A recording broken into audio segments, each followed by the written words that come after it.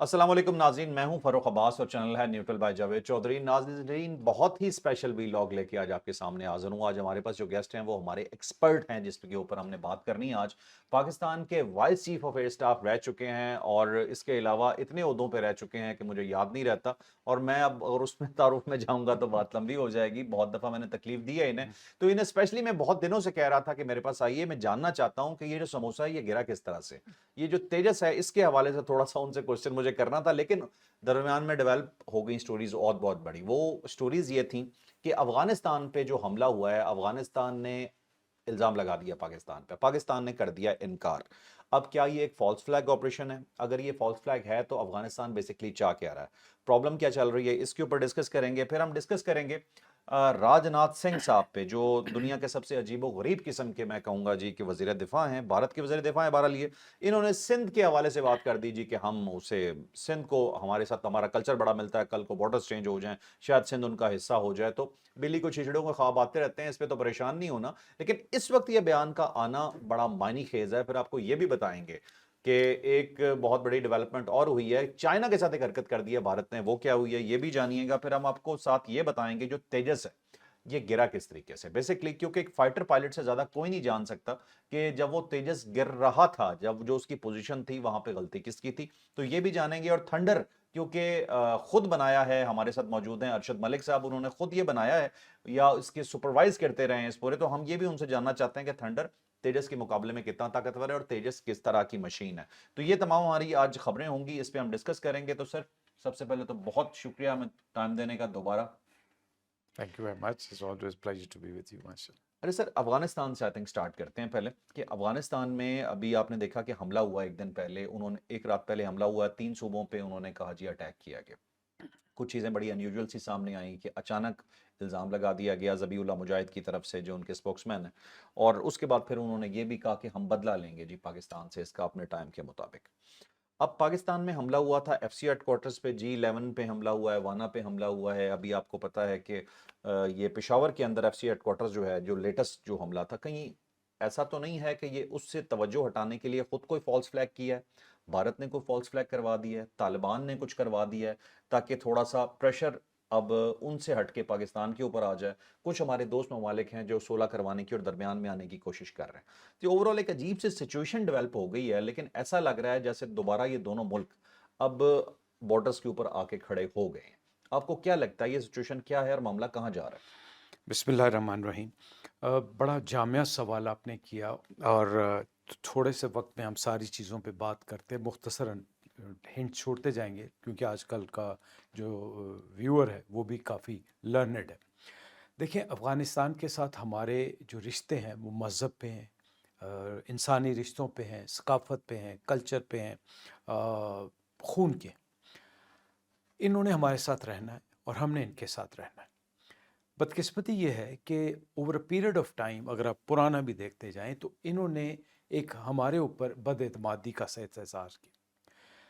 انہوں نے international line جو 2640 کلومیٹر لمبی بارڈر لائن ہے اس کو یہ چیلنج کرتے ہیں، چترال سے لے کے بلوچستان تک، ٹھیک۔ جبکہ یہ کئی دفعہ سیٹل ہو چکی، انگریزوں کے زمانے سے یہ سیٹل ہو چکی۔ پہلی بات تو یہ۔ دوسری بات یہ ہے کہ اگر آپ داؤد کے ایرا سے دیکھیں اور ابھی تک، تو ایک بد اعتمادی یہ آتی ہے کہ آپ ہمارے معاملات میں دخل اندازی کریں۔ تیسری بات جو آج کل کے دور میں خاص طور پہ ویلڈ ہے وہ یہ ہے کہ ایک خود ساختہ شریعت جس کی تشریح بھی خود کرتے ہیں، جس کی ڈیفینیشن بھی خود کرتے ہیں، اور پھر یہ ایکسپیکٹ کرتے ہیں کہ ہر بندہ اسی تشریح کو مانے، جو کہ ناممکن بات ہے۔ پھر بدقسمتی یہ ہے کہ جو آج کا طالب ہے جو افغانستان پہ مسلط ہے، کیونکہ اگر آپ دیکھیں تو جو انہوں نے دوحہ ایگریمنٹ کے تحت جو ایگریمنٹ کیا تھا اس میں یہی کہا تھا کہ ہم وسیع البنیاد حکومت بنائیں گے اور مل جل کے کریں گے اور ہماری زمین استعمال نہیں ہوگی۔ لیکن وہ طالب جو آج اس پہ مسلط ہے، ایک تو اس کی اپنی، جیسے میں نے بتایا، اسلام کی اپنی تشریح ہے، دوسرا اس نے صرف جنگ اور جدل کا ماحول دیکھا ہے، اندھیری اور تاریکی دیکھی، اور وہ اسی فلسفے کو لے کے اپنے عوام کے اوپر مسلط ہوا ہے۔ یعنی نہ وہ روشنی کی طرف جاتا ہے، نہ تعلیم کی طرف جاتا ہے، نہ انٹرنیٹ کی جاتا ہے۔ پھر جو افغانستان ہے وہ تفرقوں میں بٹا ہوا ہے, لسانی گروپوں میں بٹا ہوا ہے. اپنی کئی گروپ ایسے ہیں جیسے جو پشتون ہے وہ 42% ہیں, 27% جو ہیں وہ ان کے تاجکس ہیں, اور پھر ہزاری ہیں 9%, اور اس طرح چلتے جائیں. تو ایک بہت بڑا جو حصہ ہے افغانستان کا وہ خاموش ہے. اس لیے خاموش ہے کہ ان کی آواز کو بولنے نہیں دیا جاتا. ان تاجک اور ان کے علاوہ وہ طبقہ ہے خواتین کا جن کے اوپر ظلم پہ ظلم مسلط کیے جا رہے ہیں. اب پاکستان نے ہمیشہ سے یہ کوشش کی ہے کہ ہمارے ان کے ساتھ تعلقات رہیں. اب اس میں ہم سے غلطیاں بھی ہوئی ہیں. آپ اس کو اسٹریٹجک ڈیپتھ کا والا جو ہم سوچ رہے تھے شاید وہ غلط تھا. ہم نے جب ان کو فتح نصیب ہوئی ان کو, وہ ہماری وجہ سے ہوئی, امریکہ کے مقابلے میں بھی اور رشیا کے مقابلے پہ بھی. ہاں, ایک سٹیج پہ ہم نے امریکہ کی بھی مدد کی جب دہشت گردی بہت پھیل گئی. اب جو انہوں نے اپنے آئیڈیالوجی کے لوگ بٹھا لیے جن میں ٹی ٹی پی ہے, تو ان کے اوپر پریشر یہ ہے کہ اگر وہ ٹی ٹی پی کو اپنے ہاں سے نکال دیں, بیکاز دنیا نے ان کو دہشت گرد مانا ہوا ہے, تو ان کو ڈر یہ ہے کہ کہیں یہ آئی ایس ایس کی طرف نہ چلے جائیں, یہ کہیں وہ خراسان کی وہ جو ایک تنظیم بنی اس طرف نہ چلے جائیں. تو ایک بدنظمی اور اس کا ماحول ہے. اب جب یہ والے, اس میں کوئی شک و شبے کی گنجائش نہیں ہے کہ پاکستان نے ان کی طرف ہمیشہ محبت, اخوت اور مذہبی روایات کے تحت ہاتھ بڑھایا, لیکن انہوں نے جو دہشت گرد تھے ان کو پناہ دی, ان کو پنپا, اور ان کی وجہ سے ہمارے معصوم شہریوں کا نقصان ہو رہا ہے. ہمارے پاس کوئی چوائس نہیں سوائے اس کے کہ ہم 2 pronged اپروچ پہ چلیں. پہلی اپروچ ہے آف کورس نیگوسیشن والی, دوسری اپروچ ہے کائنیٹک. وہ کائنیٹک ہم نہیں روک سکتے. یہ والا جو یہ اٹیک یہ تاثر دے رہے ہیں, کیٹیگوریکلی ہمیں تو گورنمنٹ آف پاکستان نے آج ڈکلیئر کیا کہ ہم نے اٹیک نہیں کیا, اور ہم کو ڈرنے والے بھی نہیں. اگر ہم کریں گے تو پراپر ڈکلیئر کر کے کریں گے. اب اس صورتحال میں یہ بڑی مشکل صورتحال ہے ہمارے لیے فیصلہ کرنا. ہم پوری کوشش کر رہے ہیں کہ ہم ان کو ساتھ لے کے چلیں, ان کے ساتھ امن کا, لیکن ان کو جو پروکسی بنایا ہوا ہے وہ ہندوستان نے بنایا ہوا, اس میں بھی کوئی شک کی بات نہیں. ٹھیک ہے. ابھی انہوں نے کہا جی کہ 3 مہینے کے اندر اندر پاکستان سے تجارتی تعلقات بند کر دو. ابھی کل کی خبر یہ آئی ہے یا آج کی خبر ہے کہ انہوں نے انڈین کمپنیز کو بلایا اور انہوں نے کہا ہے کہ ہم آپ کو تجارتی رعایتیں دینے کو تیار ہیں تاکہ آپ ہمارے ساتھ کام کریں. 1% ٹیکس کر دیں. ان کو جو انڈیا نے دھوکہ دیا ہوا ہے, جو غلط پکچر دکھائی ہوئی ہے وہ یہ دی ہوئی ہے کہ ہم چونکہ انڈیا چابہار میں انویسٹ کر رہا ہے تو تم چابہار سے آ جانا. دوسرا وہ نے کہہ رہے ہیں کہ آپ تاجکستان سے آ جائیں. یہ بات تسلیم شدہ امر ہے کہ یہ جتنی ٹریڈنگ ہے جو ان کی سروائیول ہے وہ نہیں ہو سکتی ان روٹ سے, کیونکہ سیکیورٹی ان کے لیے وہاں پہ بہت بڑا مسئلہ ہے. وہاں پہ ان کے اوپر بھی ڈاکے پڑتے ہیں. ان کے جو قبائلی علاقے وہ بیچارے بھوکے لوگ ہیں اور ان کے ساتھ تعلقات ٹھیک نہیں ہیں, تو سیکیورٹی کے لحاظ سے وہ سیکیور نہیں ہے. تاجکستان والی سائڈ جو تاجکستان ایون چابہار پہنچنے کے لیے بھی. ٹھیک ہے. دوسرا, ایرانی سسٹم اتنے سالڈ اور اسٹرانگ نہیں ہے. یہ پاکستان کے سسٹم کی تو بد تعریفیاں کرتے ہیں, جب یہ اس راستے پہ جائیں گے ان کو لگ پتہ جائے گا. تیسری بات, it is going to be very very expensive for them once they are going to adopt those route. تو اس لیے ان کو یہ ہوش کے ناخن لینے چاہیے. ان کا سروائیول اسی میں ہے کہ یہ ہمارے ساتھ پیار محبت اور امن کے ساتھ رہیں اور ہم آپس میں اعتماد کا رشتہ پیدا کریں. میں یہ بھی مانتا ہوں کہ صرف اور صرف آرمی یا ملٹری طاقت سے یہ مسئلہ حل نہیں ہوگا. ہمیں مذاکرات کرنے پڑیں گے اور ہمیں انٹرنیشنل فورسز کو بھی لے کے آنا پڑے گا. آپ کو پتہ ہے کہ ان کے جو بہت بڑا ان کا فارن ایسٹس ہیں $9.7 بلین, وہ فروزن ہے یونائٹڈ اسٹیٹس میں. ان کا ایک پورشن انہوں نے سویڈش بینکس میں رکھا ہوا ہے اباؤٹ 3.5 بلین. پھر 2 بلین ان کا یورپ کے بینکوں میں ہے. ان سارے کو واگزار کرانے میں بھی ہم ان کی مدد کر سکتے ہیں. اگر یہ اسی طرح کرتے رہے تو ہم تو تنگ ہو ہی رہے ہیں. اگر وہ انٹرنیشنل فورسز پچھلی دفعہ کی طرح ان سے تنگ ہو گئی تو ان کے لیے جینا دوبھر ہو جائے گا. یہ حملہ کس نے کروایا, جس کی بات کر رہے ہیں, یہ ہوا بھی ہے نہیں ہوا, کیا ہے یہ؟ میرے خیال میں جو ہمیں جو انفارمیشن ہے یہ ہماری طرف سے حملہ نہیں ہوا. بیکاز ہم اگر کریں گے تو ثبوت کے ساتھ کریں گے, انٹرنیشنل کمیونٹی کو بتا کے کریں گے. بیکاز یونائٹڈ نیشنز کے رول 51 کے تحت آپ سیلف ڈیفenس اگر بار بار دار اندازی ہو رہی ہو, بار بار آپ پہ اٹیک ہو رہے ہوں, مذاکرات کا راستہ بند ہو رہا ہو, تو رول 51 آپ کو اجازت دیتا ہے کہ آپ اپنے سیلف ڈیفenس میں جا کے حملہ کر سکیں. تو ہمیں تو کوئی ڈر نہیں, کوئی خوف نہیں. اس لیے ہم جو کہہ رہے ہیں کہ یہ پاکستان کی طرف سے ابھی نہیں ہوا, لیکن یہ بھی نہ سمجھنا کہ نہیں ہوگا. ٹھیک ہے, ٹھیک ہے. تو یہ بیسکلی جو سینئر جرنلسٹ ہیں جو اسے کور کرتے ہیں افغانستان والے ایشو کو, وہ یہ بات کر رہے ہیں کہ جب بھی ایسا حملہ کیا پاکستان نے تو ایریاز کو فوراً کارڈن آف کر لیتے ہیں, کیونکہ انہیں پتہ تو ہوتا ہے کہ وہاں پہ دہشت گرد ہیں, تو یہ نہیں چاہتے کہ لوگ انہیں دیکھیں, اور یہ ورنہ ویڈیوز بنانے دیتے ہیں جا کے. دیٹس وائی آپ نے کسی اس طرح کی ڈیڈ باڈیز یا کسی چیز کی تصویر نہیں دیکھی ہوگی آپ کو. لیکن اس حملے کے فوراً بعد ایک بندہ آتا ہے, اس کا انٹرویو ہوتا ہے کہ میرے بچوں کے ساتھ یہ ہو گیا, میرا یہ نام ہے, میرے گھر پہ حملہ ہو گیا, اور مطلب جس کے ساتھ یہ ہوا ہوگا تو اس کی تو سچویشن ہی ایسی ہوتی ہے کہ وہ آ کے بتا نہیں پائے گا. یہ تو ایسے لگ رہا ہے جیسے پہلے سے تیار بیٹھے تھے, نہ کوئی کارڈن آف ہوا نہ کچھ ہوا, فوری طور پہ انہوں نے ویڈیوز جاری کرنا شروع کر دی. تو ایسا تو نہیں ہے کہ یہ فالس فلیگ خود ہی کیا ہے انہوں نے؟ دو چیزیں یاد رکھیے گا. ایک ان کا عمر میڈیا ہے جو بڑا ایکٹیو, یہ اگر آپ کو یاد ہو تو ملا عمر کے زمانے سے ایکٹیو ہوا. اب اس پہ جو مجھے پتا چلا ہے کہ انڈین انفلوئنس آ رہا ہے, اور انڈین تو بالی ووڈ ایکشن کے ماہر ہیں. انہوں نے پہلے بھی یہ جب ہندوستان میں جب بھی کچھ ہوا انہوں نے Bollywood story, Bollywood action اور بالی ووڈ سٹوریاں اور بالی ووڈ کی موویز نکال دی. تو مجھے تو یہ اسی کا شاخسانہ لگتا ہے. دوسرا, جیسے آپ فرما رہے ہیں, بالکل ٹھیک ہو سکتا ہے کہ وہاں پہ وہ سچویشن ایسی کریٹ کریں کہ پہلے سے واویلا مچا دیں کہ ساڑھے تے حملہ ہو گیا, ہو نہ مارنا سان.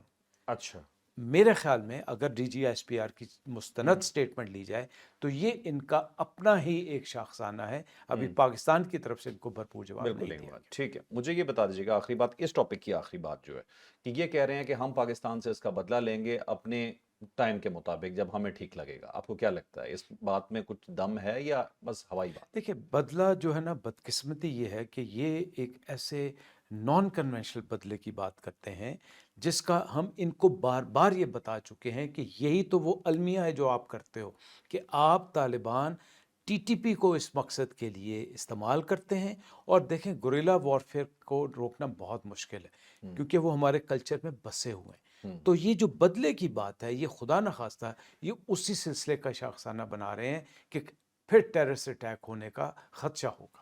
بالکل ٹھیک ہے, چلیں. اور ٹیررسٹ اٹیک ہوگا تو پھر تو پاکستان سیدھا اندر جا کے ہی مارے جی گا, انشاءاللہ اس میں کوئی مسئلہ نہیں. پھر انشاءاللہ بالکل ٹھیک.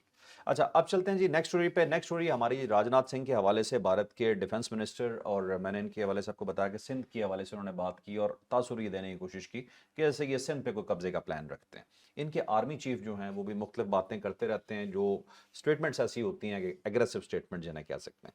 ایک ایل کے اڈوانی صاحب ان کے تھے 1998 میں, انہوں نے ایک سٹیٹمنٹ دیا تھا اکھنڈ بھارت کا. یہی راجناتھ سنگھ کہہ رہے ہیں اکھنڈ بھارت. 98 جب یہ انہوں نے سٹیٹمنٹ دیا تب دونوں ممالک اس وقت تک نیوکلیر پاورز نہیں تھے, اب نیوکلیر پاور ہے.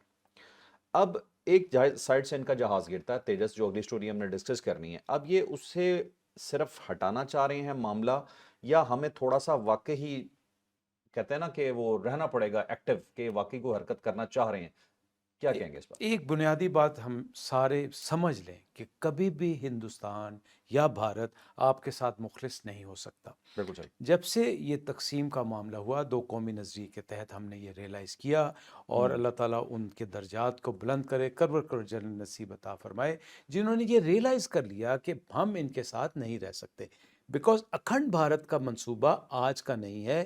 اگر آپ دیکھیں تو یہ وندے ماترم کا جو ترانہ ہے, یہ بھی تو جب آر ایس ایس کی فارمیشن ہو رہی تھی اس وقت سے یہ چلا آ رہا ہے, اور ان کی پارلیمنٹ میں بھی اکھنڈ بھارت کا ایک نقشہ موجود ہے. یہ بی جے پی کے پلان ہے. بی جے پی کے پلان, ٹھیک. لیکن ایک سوچ ہے, اور بدقسمتی یہ ہے کہ چونکہ متعصب ہیں, چونکہ نیگیٹو سیل ہوتی ہے, اس کی وجہ سے اب ان کو بہار کے الیکشن میں جیت بھی مل گئی.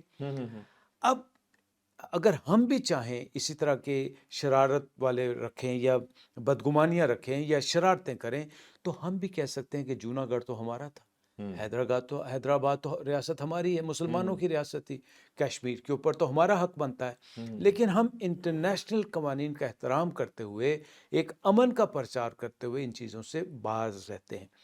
ایل کے اڈوانی سے لے کے جو آپ نے سٹیٹمنٹ دی, بڑی مشہور سٹیٹمنٹ تھی. جو اب کی پولیٹیکل لیڈرشپ ہے, بدقسمتی سے انہوں نے اپنی ملٹری لیڈرشپ کو بھی اسی رنگ میں رنگ دیا. یہی رنگ آپ ڈیفنس فورسز کی زبان سے سنتے ہیں, یہی آپ چیف آف آرمی اسٹاف سے, اور یہی چیف آف ایئر فورس سے. ہم کرنا کیا ہے؟ دیکھیں آپ ان کی طرف سے بالکل ریلیکس نہیں ہو سکتے.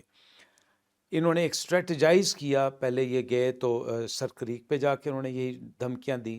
پھر مودی صاحب وکرانت کیریئر پہ گئے, وہاں سے کی, اور اب آپ نے اس کے تیسرے سلسلے کو دیکھا کہ سندھ میں آ گئے. دو باتیں ہیں اس میں. پہلی بات تو یہ ہے کہ میرا خدشہ ہے کہ یہ کہیں سندھ سے مس ایڈوینچر نہ کر لے. ہمیں اس کے اوپر بالکل تیار رہنا چاہیے. یہ کوئی ڈسپشن پلان تو نہیں ہے کہ سندھ دکھا کے کچھ اور؟ نہیں, میرے خیال میں جو میری ذاتی رائے ہے کہ نارتھ میں اب چونکہ ان کی ایئر فورس ابھی تک سنبھل نہیں پائے گی, تو یہ اب لینڈ یا سی کا روٹ استعمال کرنا چاہیں گے. پہلی بات.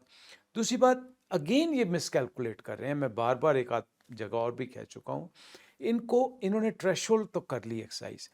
الحمدللہ ہم کو بڑبولے نہیں بات کر رہے, ہم کو بڑھ کے نہیں مار رہے.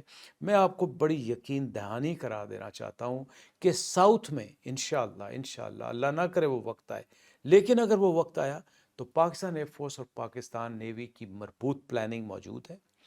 ہمارے پاس جو اس وقت ایسٹس ہیں پاکستان ایئر فورس کے پاس, اور آج ایک بلسٹک میسائل کا بھی نیوی نے تجربات کامیابی کے ساتھ کیا الحمدللہ, جو کہ نیول ٹارگٹ پہ بھی جاتا ہے اور سرفیس ٹارگٹ پہ لینڈ پہ بھی جاتا ہے.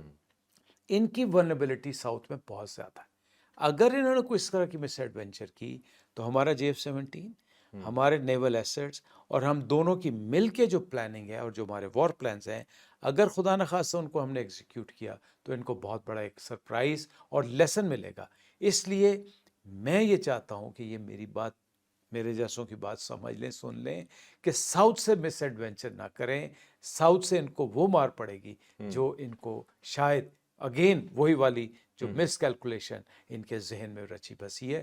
تو کہنے کی بات یہ ہے کہ یہ بالکل ایک گندا سوچ ہے, ایک غلط سوچ ہے, اور جان بوجھ کے توجہ مین چیزوں سے ہٹا کے اس طرف لے کے آتے ہیں تاکہ دنیا اور سارے ہم لوگ اسی میں الجھے رہیں. اچھا, اس کے اندر جیسے آپ نے میزائل تجربے کی بات کی, میں کرنا چاہ رہا تھا میزائل تجربے کے اندر یہ ایسا لگ رہا ہے کہ یہ اب جیسے کہتے ہیں نا دو فنکشن ہیں اس میزائل کے, کہ شپ کو بھی ہٹ کر سکتا ہے, لینڈ کو بھی ہٹ کر سکتا ہے, اگر ہم سادہ الفاظ میں کہیں تو. اب پاکستان نے یہ اسٹیٹمنٹ کا جو جواب ہے وہ میزائل کی صورت میں دیا؟ نہیں, دیکھیں اسٹیٹمنٹ تو یہ دیتے رہیں گے, ہم تو ان کو درخور تنہا ہی نہیں سمجھتے. ٹھیک ہے. کیونکہ یہ ایک بیمار سوچ, بیمار ذہن, ان کا جو لیڈر ہے فاشسٹ سوچ, فاشسٹ. اگر آپ اس بیانیے پہ چلتے گئے تو پھر آپ اپنے کام سے چلے جائیں گے. ٹھیک ہے. ہم یہ کر رہے ہیں الحمدللہ. جنگ کے بعد یا وہ جو ہمارا مئی کے بعد انکاؤنٹر ہوا, اس کے بعد ہم نے اپنی اسیسمنٹ کے تحت ایک گیم پلان کے ساتھ اپنے آپ کو تیار کر رہے ہیں. فتح 4 کا ایک ٹیسٹ میسائل ہو چکا, بالکل صحیح. اس کے بعد یہ والا میسائل آج ہم نے الحمدللہ سکسیسفل کا لانچ کر دیا.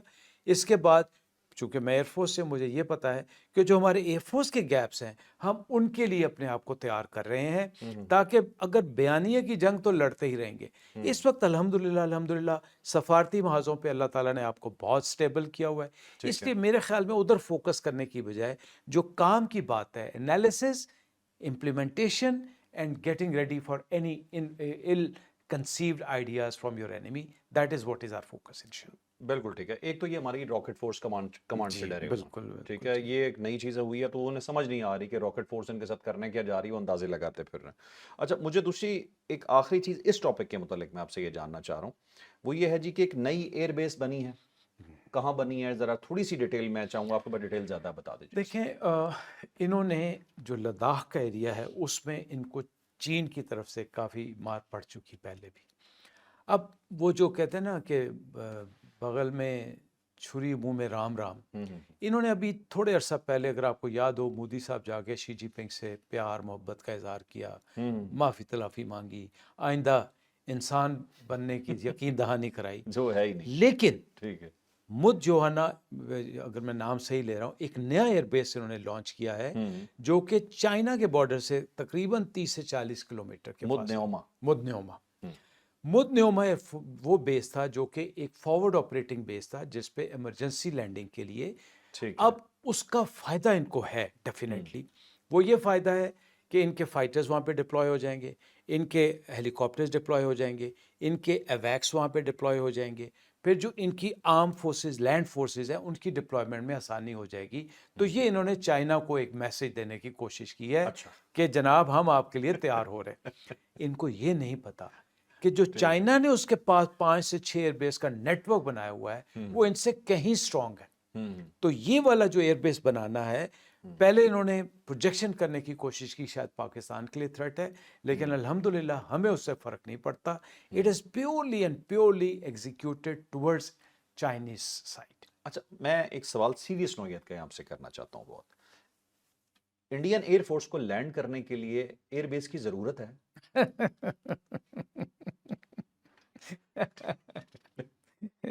جب تک ٹرمپ ہے اور پاکستان ایئر فورس ہے. ٹھیک ہے, تو اس میں آپ ایک بات غور کیجئے گا, میں اس میں تھوڑا سا نوٹس کر رہا تھا کہ پچھلے 3 سے 4 سال میں کوئی ایک جہاز ایسا نہیں ہے ان کی انوینٹری میں جنہوں نے گرایا نہیں ہے. آپ گن لیں, آپ سارے دیکھ لیں, آپ رافیل دیکھ لیں, ان کا ٹاپ آف دا لائن جو تو SU-30 دیکھ لیں, MiG-29 دیکھ لیں, وہ اس کے میراج دیکھ لیں 2000 دیکھ لیں, MiG-21 دیکھ لیں, وہ تو تھا فلائنگ کافن, ٹھیک ہے فلائنگ کافن تھا, اور جیگوار دیکھ لیں, ٹھیک ہے. کوئی ایک جہاز ان کی انوینٹری میں ایسا نہیں ہے جنہوں نے ابھی تک زمین پہ نہیں پھینکا. ٹھیک ہے, ہوں تو انہوں نے ایئر فورس اٹھ دی ہے نا, تھلے لوگ پریشان ہو جاتے ہیں کیسی سڑنا دے ہو جائے. ٹھیک ہے, چلیں اب ایئر فورس کی بات سٹارٹ ہو گئی ہے, تو اس سے پہلے ایک اور مزے کی آپ کو بات بتاؤں. یہ اپنی کو رودرا فورس بنانے کی بات کر رہے ہیں, ان کے آرمی چیف کے منہ سے کچھ چیزیں نکلی ہیں. یہ کہتے ہیں جی کہ انہیں ڈپلوائے کرنے کے لیے اپنی آرمی بارڈرز پہ کوئی 10 سے 15 دن کا ٹائم لگتا ہے, کہ جو کہتے ہیں نا اسٹرائک کور کو آگے لانے کے لیے. تو یہ کہتے ہیں ہم ایک ایسی رودرا فورس بنائیں گے جو بہت سارے ہتھیار بیک وقت یوز کر سکے, آسان ورڈز میں کہوں گا, اور اسے بارڈرز کے قریب رکھیں گے تاکہ اگر جنگ ہوتی ہے تو اسٹرائک کور کے آنے تک وہ وہاں پہ معاملہ سنبھال سکیں. از اٹ پاسبل, یہ پاسبل ہوتا ہے کہ اس طرح کی فورس جو بہت ساری چیزیں چلا سکے اور فرنٹ پہ کھڑا کر دیا جائے, ایسا ہو سکتا ہے؟ دیکھیں دو تین باتیں اس میں ذہن میں رکھیے گا. جب آپ دونوں فوجوں کا, دونوں ممالک کا عسکری مقابلہ کرتے ہیں تو یہی ایک پوائنٹ آتا ہے کہ جب, جو میں اپنی بات نہیں کر رہا, میں ان لوگوں کی بات کر رہا ہوں جو تاریخ کے طالب علم ہیں اور جو وار ہسٹری کو دیکھتے ہیں. اس کمپیریزن میں سب سے بڑی بات وہ لے کے ہی یہ آتے ہیں کہ consistency and continuity of focused approach وہ لیک کرتی ہے جہاں کے انڈین آرم فورسز کا تعلق ہے. میں خاص طور پہ انڈین ایئر فورس کی بات کروں گا. پاکستان ایئر فورس میں الحمدللہ leadership, skilled oriented, training oriented, پھر مینٹنس فلاسفی جس کا ہم آگے شاید بات بھی کریں گے, اور مینٹنس کلچر, یہ وہ چیزیں ہیں جو کہ آپ کا مائنڈ سیٹ جو آپ بات کر رہے ہیں. پہلے انہوں نے جب انہوں نے وار انالیسس کیا تو انہوں نے کہا جی کہ ہم اپنی روڈ نیٹ ورک امپروو کریں گے تاکہ ہماری فورسز جلدی سے جلدی ڈپلوائے ہو جائیں. وہ آدھا بنا تو پھر کسی نے کہا کہ اگر وہ تم نے کیا تو دوجے پاسوں آ کے انہوں سڑکاں تھی دوڑنا لگ پہن کے توڑے نا. سو انہوں نے اس کو انفولڈ کیا, یا جتنا کیا تھا وہ کر. پھر انہوں نے ایک کولڈ سٹارٹ ڈاکٹرین کی. کولڈ سٹارٹ ڈاکٹرین بھی یہی تھی کہ کوئکسٹ پاسبل ٹائم میں ڈپلائمنٹ ہو جائے, بیکاز آپ کو آف دا کیمرہ ہم بات کر رہے تھے کہ ان کو بہت ٹائم لگتا ہے, ایسٹ زیادہ ہیں, ریسورسز بہت زیادہ ہیں, لیکن اسپریڈ آؤٹ ہے.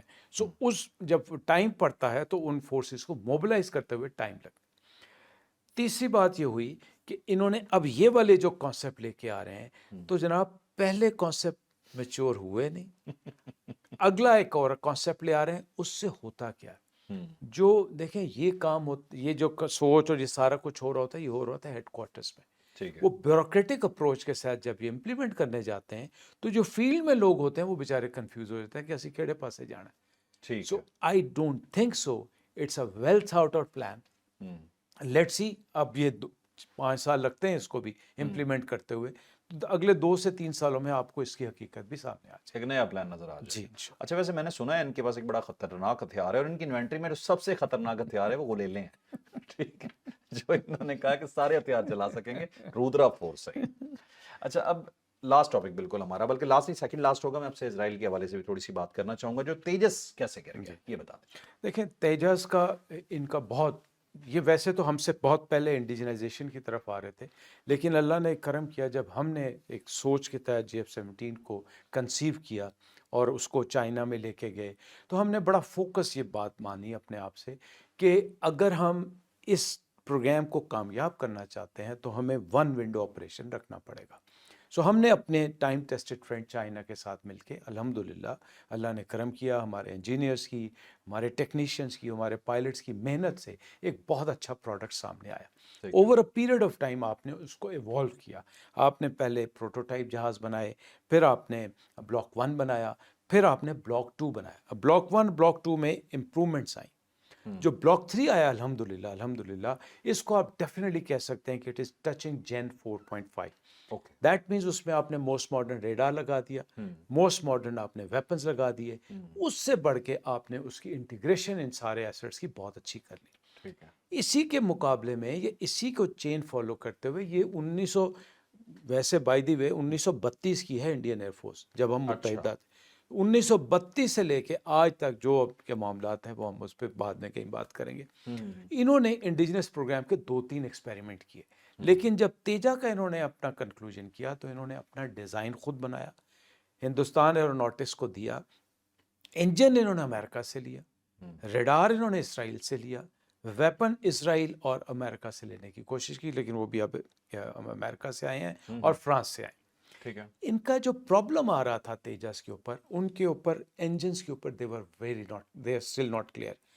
اگر آپ انڈین ایئر چیف کی پچھلی اسٹیٹمنٹ سنیں تو وہ بالکل فرسٹریٹ ہو چکے تھے کہ میں تو اس ہندوستان ایروناٹک کے ساتھ کام ہی نہیں کر سکتا، نہ وہ ٹائم لائن مانتے ہیں، نہ ان کو انٹیگریشن کا پتہ ہے جو سب سے وائٹل، ہم ایک پروگرام میں بات کر چکے ہیں، نہ وہ انٹیگریشن صحیح کر پا رہے ہیں، اور نہ ہی ان ویپنز کو وہ امپلوائے کر کے لا رہے ہیں جس کا ہم دنیا کو بتاتے ہیں۔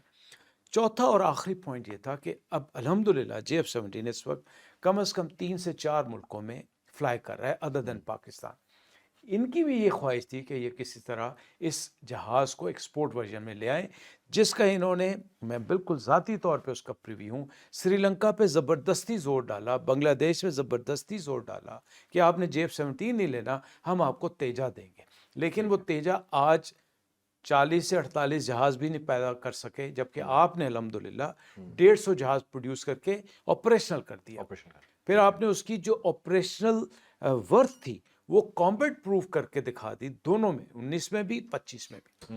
اب یہ سارے پریشرز کے ساتھ آپ تیجا کو لے کے انٹرنیشنل ایگزیبیشن میں جاتے ہیں۔ دنیا میں 3 ایئر شو بہت بڑے مانے جاتے ہیں، ایک فرینبو ایئر شو ہوتا ہے، ایک پیرس ایئر شو ہوتا ہے، فرینبو UK میں ہوتا ہے، پیرس ایئر شو، اور تیسرا گنا جاتا ہے دبئی۔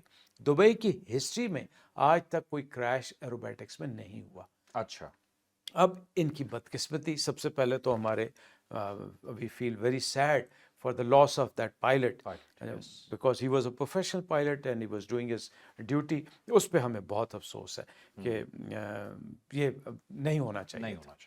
اب اس سے 2 دن پہلے یا 3 دن پہلے ایک جہاز میں سے لیک نکلتی ہے جس کو کہا جاتا ہے، پہلے چھپایا جاتا ہے، پھر جب وہ شاپر سامنے آ گیا تو چھپ نہیں سکتا تھا۔ اب اس میں بڑی میچورٹی کی بات تھی جو کہ انہوں نے بعد میں کی، یہ بتاتے کہ جی یہ پانی ہے، کنڈنسیشن واٹر ہے جو کہ ایئر کنڈیشن سسٹم سے نکلا، یا ہائیڈرولک لیک ہے، فیول لیک ہے، آئل لیک ہے، بٹ اس کو پہلے چھپایا گیا۔ پھر جو پریکٹس کی گئی، دیٹ از واٹ آئی سے کہ poor maintenance practices and mind set جو کلچر ہے جو کہ پروفیشنل کلچر نہیں ہے، جب وہ ہو جاتا ہے تو پھر یہ جہاز ہوا میں جاتا ہے۔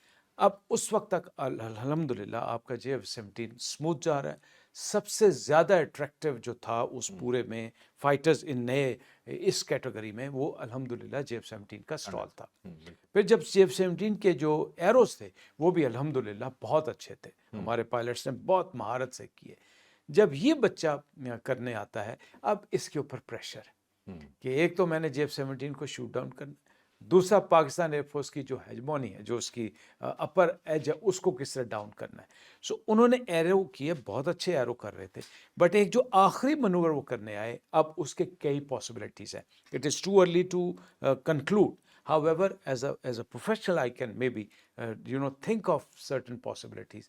Either it is going to be an engine failure or engine problem, because پچھلا جو جہاز تھا اس میں انجن پرابلم آیا تھا، آئل فیلئر ہوا، آئل پمپ فیلئر تھا، اور وہ پائلٹ ریجیکٹ کر گیا اور جہاز چلتا چلا گیا۔ ٹھیک، so it could be an engine problem, it could be some problem related to controls, it could also be, کیونکہ وہ جو منور تھا وہ منور تھا نیگیٹو چیز سے پازیٹیو چیز میں آنا۔ سو وہ جو ایک शॉर्ट टाइम होता है, उसमें may be pilot under pressure था या ही हैज़ लॉस्ट कंट्रोल। फिर एक और फैक्टर ये होता है कि उस दिन उस वक्त पायलट की फिजिकल स्टेट क्या है, वो कितना फिट है, और मेंटली भी और फिजिकली भी। अब जो वो मनूवर करते हैं, उस मनूवर में जब वो रिकवर करने की कोशिश करते हैं तो बजाय अपने जहाज़ को रोल कर लेते, वो नीचे चले गए और ही हिट द ग्राउंड। सो अब ये सारी पॉसिबिलिटीज़ हैं जिनको हर बंदा अपने लिहाज से एनालिसिस कर रहा है, लेकिन बॉटम लाइन ये है कि ये बहुत बड़ी, पायलट का तो हमें बहुत अफसोस नुकसान, लेकिन Hindustan aeronautics, Indian air force and bye and large Indian कौम के लिए एक बहुत बड़ा डिमोरलाइजिंग फैक्टर है। कहाँ वो इस तेजा को JF-17 से कंपेयर कर रहे थे, कहाँ इस तेजा को वो अपना प्राइड ऑफ द नेशन लेके आ रहे थे, कहाँ वो मेक इन इंडिया का एक क्लेम कर रहे थे, और कहाँ वो इस जहाज़ को एक एक्सपोर्ट वर्जन के तौर पे ला रहे थे। तो जिस तरह मैं कहता हूँ कि 10 साल के लिए अगली इंडियन एयरफोर्स अब पाँव पे नहीं संभलेगी, हिंदुस्तान एरोनॉटिक्स और तेजा जहाज़ का भी जो एतमाद है वो अगले 5 से 10 साल वापस नहीं आने लगा। बिल्कुल ठीक है, ठीक।